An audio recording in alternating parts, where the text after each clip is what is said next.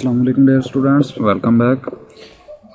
जी तो कल हमने साइंस के बारे में पढ़ा, फिज़िक्स के बारे में पढ़ा, फिज़िक्स की डेफिनेशन कल हमने समझी। तो आज हम फिज़िक्स की हिस्ट्री को मज़ीद आगे लेके चलते हैं कि किस तरह से फ़िज़िक्स जो है वो वजूद में आई, किस तरह से किसने इसे शुरू किया, किसने इसमें मज़ीद आगे तरक्की की, और ये नॉलेज आज तक जो हमारे पास इतना ज़्यादा हम तक पहुँच चुका है, ये किसने इसे मज़ीद तक़वियत दी।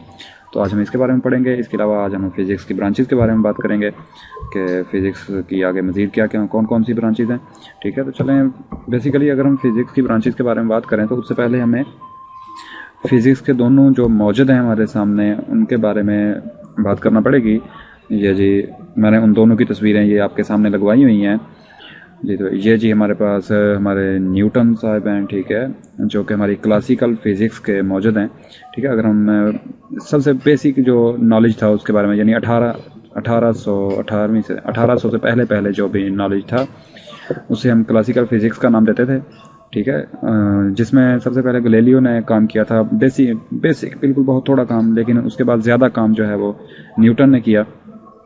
ठीक है, सर आइज़ैक न्यूटन, यानी हम इसको हम अगर ये भी नाम दे सकते हैं न्यूटोनियन फ़िज़िक्स, यानी बेसिक जो सारे का सारा काम जो है वो न्यूटन ने किया था, तो लिहाजा उसका नाम न्यूटोनियन फ़िज़िक्स भी रख दिया जाता है।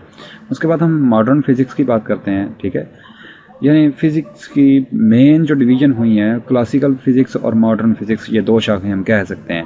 ठीक है, मॉडर्न फ़िज़िक्स जो है वो आइंस्टाइन इसके मौजूद हैं। ठीक है, ज़्यादा से ज़्यादा काम जो है वो आगे जाके जो ज़्यादा काम किया गया वो आइंस्टाइन ने किया, और ये 20th सेंचुरी में जो है वो 20th सेंचुरी के स्टार्ट से ये जो है काम शुरू हुआ, और वहाँ से लेके हम जो है आज तक मॉडर्न फ़िज़िक्स का नाम देते हैं फ़िज़िक्स को।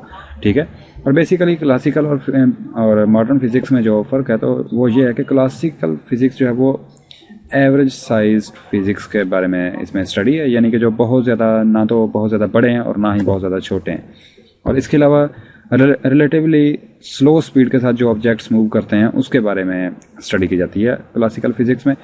यानी कि विद रिस्पेक्ट टू लाइट, यानी लाइट के लिहाज से जो किसी चीज़ की बहुत स्लो जो उसकी रफ्तार होती है उसके बारे में स्टडी किया जाता है।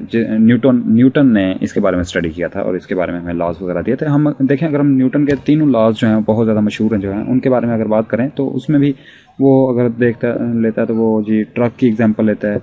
ठीक है, इसके अलावा वो साइकिल की एग्जांपल लेता है, वो बहुत छोटी इस किस्म की वो एग्जांपल्स लेता है जिनकी एक तो उनका एवरेज सा साइज़ होता है और दूसरा फिर उनकी स्पीड भी लो होती है। ठीक है, एज़ कम्पेयर टू लाइट। ठीक है, ये क्लासिकल फ़िज़िक्स में जो है इस तरह से उसने सिर्फ इतना रिसर्च की थी। ठीक है, लेटर ऑन अगर हम मज़ीद इस पर बात करें तो वो जी उसके बाद जो है वो हम देखें, अगर आज से तकरीबन 150 साल पहले 150 years ago 150 years ago अगर हम देखें तो वो है जी, वहाँ पे इलेक्ट्रिसिटी और मैग्नेटिज़म की बात कर सकते हैं।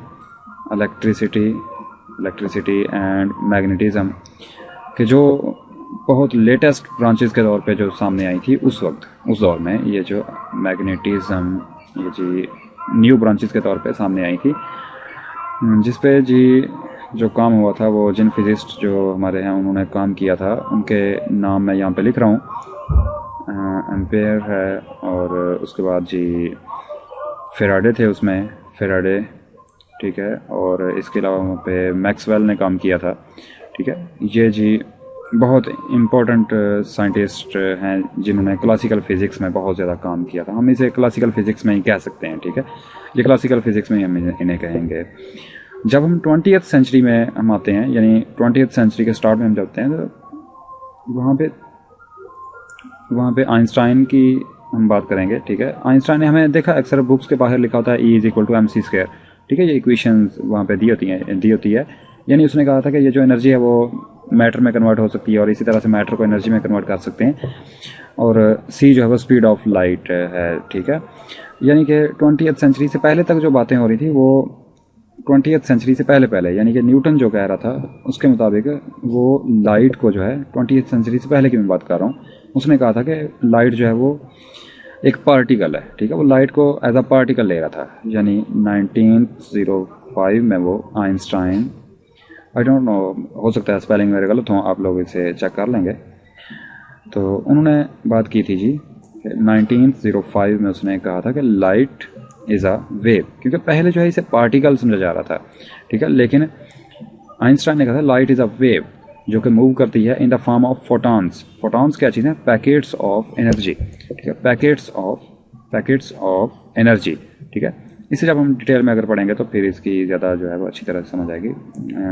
यानी लेकिन उससे पहले न्यूटन का क्या था, वो जी न्यूटन का कंसेप्ट ये था कि वो ये एक पार्टिकल है, ठीक है, यानी कि उस वक्त जो है वो ये चीज़ जो है वो न्यूटन के जहन में आ ही नहीं सकती थी, क्योंकि वो सिर्फ अपने 5 सेंसेस को यूज़ करते हुए इन चीज़ों को देख रहा था, ठीक है। और फोटॉन्स जो हैं वो बहुत छोटे पार्टिकल्स हैं, वो देख ही नहीं सकता था। हम अगर मॉडर्न फिजिक्स की जब बात करते हैं तो इसमें सिर्फ हम 5 सेंसेस को नहीं देख रहे थे, के जरिए हम नहीं देख रहे थे, बल्कि हम very very small objects, very small objects को भी हम इसमें देख सकते थे। यानी कि उस वक्त जो है वो हमने दूसरे आलात भी यूज़ करना शुरू कर दिए थे।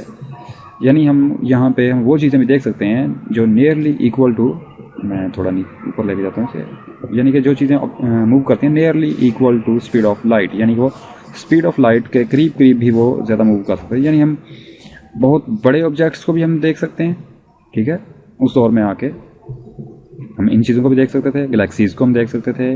यानी कि जब हमने अपनी ऑब्जर्वेशन जो है उसे थोड़ा सा डेवलप किया, यानी कि हम पहले जो है सिर्फ 5 सेंसेस को यूज़ कर रहे थे, लेकिन अब हमने साथ जो है बहुत सी डिवाइसेस को भी हमने यूज़ करना शुरू कर दिया, और इस तरह से अपनी ऑब्जर्वेशन को हमने एक्सपेंड किया और अपने एक्सपेरिमेंट्स जो हमने उन्हें मज़ीद इम्प्रूव किया, ठीक है। हमने यहाँ पे एक्सपेरिमेंटल डिवाइसेस यूज़ की, यानी कि हम देखते हैं कि देखें पहले हम किसी बैक्टीरिया को देख नहीं सकते थे, क्योंकि उसे हम नेक्ड आई से नहीं देख सकते, ठीक है। लेकिन उसके बाद जो है फिर हमने क्या किया कि एक माइक्रोस्कोप बनाई गई, ठीक है। माइक्रोस्कोप में से जो है लाइट जो है वो गुजरती है, और उसके ज़रिए से हमने फिर बैक्टीरिया को भी हमने फिर देखना शुरू कर दिया। यानी हमने बहुत छोटे ऑब्जेक्ट को भी, बहुत छोटे जानदार को भी हमने देखना शुरू कर दिया। यानी कि जो हमारी मॉडर्न फिजिक्स है उसकी बेस फिर इस तरह से बनी कि हमने अपनी ऑब्जर्वेशन को मज़ीद जो है डेवलप किया, और इस तरह से हमने बहुत सी चीज़ों के बारे में स्टडी किया।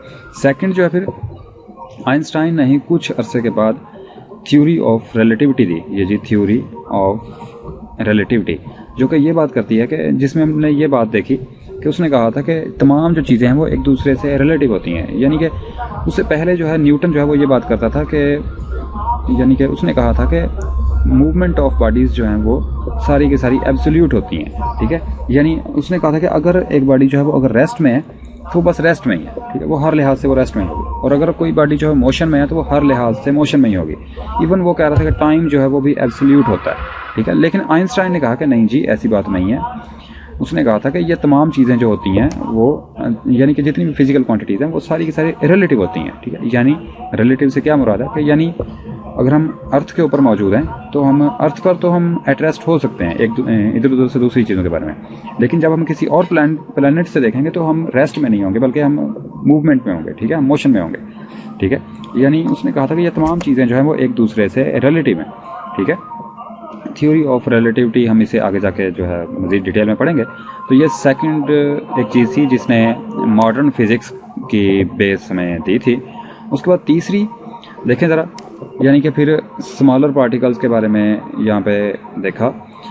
यानी कि उसने कहा कि एटम, देखें एटम को सबसे पहले एक बहुत ज़्यादा स्मॉल ऑब्जेक्ट समझा जाता था, बहुत ज़्यादा स्मॉल पार्टिकल समझा जाता था, जिसे मज़ीद जो है डिवाइड नहीं किया जा सकता। लेकिन फिर रदरफोर्ड आए, बेसिकली वो भी एक फिजिस्ट ही थे, वो भी एक फिजिक्स के बारे में उन्होंने काम किया था, और यानी कि देखा हमने कि वहाँ पे उन्होंने कहा था कि तमाम चीज़ें जो है वो एटम से मिलकर बनी होती हैं। लेकिन रदरफोर्ड ने कहा कि ये जो एटम है उसे भी हम मज़ीद जो है डिवाइड कर सकते हैं, यानी अगर हम उसे तोड़ें तो मज़ीद वो न्यूक्लियस उसमें से निकलता है, और न्यूक्लियस को अगर मज़ीद डिवाइड करें उसमें से प्रोटॉन्स निकलते हैं, उसके गिर्द इलेक्ट्रॉन्स जो है वो मूव कर रहे होते हैं, रिवॉल्व कर रहे होते हैं। इसके अलावा वहाँ पे न्यूट्रॉन्स होते हैं, और हम अगर मज़ीद रिसर्च को देखें तो ये जो प्रोटॉन्स, इलेक्ट्रॉन्स, न्यूट्रॉन्स हैं उन्हें भी मज़ीद डिवाइड कर दिया गया है। यानी ये जो इलेक्ट्रॉन्स हैं वो इलेक्ट्रॉन्स मिलकर बनते हैं, और मज़ीद ये प्रोटॉन्स और न्यूट्रॉन्स को भी मज़ीद डिवाइड कर दिया गया है, ठीक है। इसका मतलब फिजिक्स जो है वो मज़ीद आगे ज़्यादा तरक्की करती गई, और हमने बहुत ज़्यादा स्मॉल से स्मॉलेस्ट पार्टिकल्स को भी हमने स्टडी किया फिर, ठीक है। उसके बाद इसके बारे में मज़ीद स्टडी करने वाले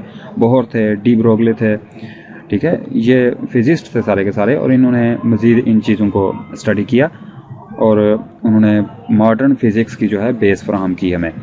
तो इस तरह से मॉडर्न फिज़िक्स के अंदर जो लेटेस्ट ब्रांचेज आई हमारे पास वो है जी एस्ट्रोलॉजी है, एस्ट्रोफिज़िक्स हम इसकी बात करते हैं। इसके अलावा हमारे पास एटॉमिक फ़िज़िक्स आई, ठीक है। उसके बाद प्लाज्मा फ़िज़िक्स आई, प्लाज्मा फ़िज़िक्स और सॉलिड स्टेट फ़िज़िक्स है जी। सॉलिड स्टेट फ़िज़िक्स यानी कि क्रिस्टल के बारे में। और इसके अलावा न्यूक्लियर फ़िज़िक्स, ठीक है। न्यूक्लियर फ़िज़िक्स आ गई हमारे पास, जैसे यानी कि न्यूक्लियस को तोड़ के हम बहुत ज़्यादा एनर्जी ले सकते हैं। उसके बाद ऑप्टिकल फ़िज़िक्स आई, ठीक है। लेज़र फ़िज़िक्स आई, ठीक है। ऑप्टिकल फ़िज़िक्स, इसके अलावा बायो फ़िज़िक्स भी आ गई, यानी कि बायो के अंदर फ़िज़िक्स किस तरह से अप्लाई होती है उसके बारे में स्टडी की गई। ये सारी की सारी ब्रांचेज जो हैं वो मॉडर्न फ़िज़िक्स की हैं, ठीक है। तो नेक्स्ट ये जो मॉडर्न फ़िज़िक्स तक आप लोगों को इंशाल्लाह बहुत अच्छा उम्मीद है समझ आई होगी। नेक्स्ट हम क्लासिकल फ़िज़िक्स की जो ब्रांचेज हैं उनके बारे में स्टडी करेंगे।